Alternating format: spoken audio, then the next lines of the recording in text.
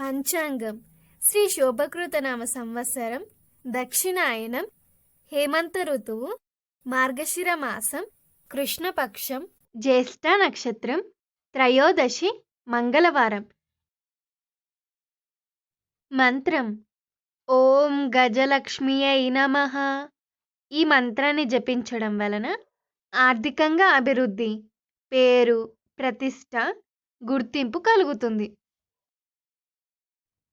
పూజా విధానం: ఈరోజు ఉదయాన్నే ఇంట్లో లక్ష్మీ గవ్వలు 1 లేదా 3 లేదా 5 లేదా 7 లేదా 9 ఇలా లక్ష్మీ గవ్వలు తీసుకొని నీళ్ళల్లో కడిగి తదుపరి పాలల్లో కడిగి శుద్ధి చేయాలి. తదనంతరం పసుపు మరియు గంధం రాసి ఒక ఆకుపై ఆ లక్ష్మీ గవ్వ కన్ను కిందికి ఉండేలా పెట్టి అలంకరించాలి. పసుపు మరియు కుంకుమ అక్షింతలు లక్ష్మీ గవ్వలపై వేయాలి.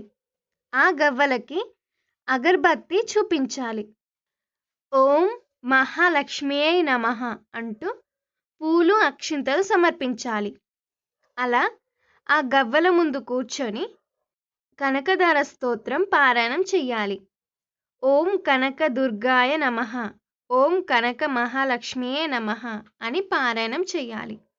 పూజంతా అయినాక అనుకూలమైతే పసుపు దారం తీసుకొని 1 లేదా 3 గవ్వలు తీసుకొని ఆ పసుపు దారానికి కట్టాలి. లక్ష్మీ అమ్మవారి విగ్రహం లేదా చిత్రపటం అంటే ఫోటోకి అలంకరించాలి లేదా కలశానికి కట్టాలి. లేదా గుప్తంగా ఉంచాలంటే పసుపు రంగు వస్త్రంలో ఆ లక్ష్మీ గవ్వల్ని పెట్టి మూట కట్టాలి. ఆ మూటకి ఎన్నో రకాల పుష్పాలు సమర్పించాలి.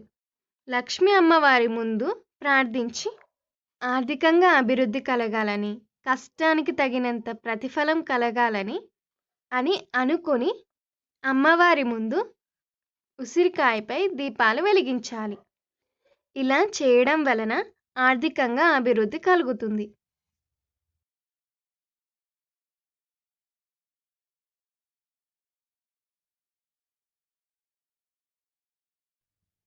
ఆయుక్షేమం: ఈరోజు ఆయుక్షేమంలో ఉసిరికాయ గురించి తెలుసుకుంటున్నాం. ఉసిరికాయని వాడే పద్ధతి: ఉసిరికాయని ముక్కలుగా చేసి దానిలో నూనె కలిపి రాత్రిపూట తలకు రాసుకొని మరుసటి రోజు తలస్నానం చేయాలి. లేదా ఉదయాన్నే తలస్నానం చేసే ముందు ఆ ఉసిరికాయ నూనెని తలకు రాసుకొని తరువాత తలస్నానం చేయడం వలన ఎయిర్ ఫాల్ తగ్గుతుంది, జుట్టు రాలడం తగ్గుతుంది, తలలో వేడి ఉంటే తగ్గుతుంది.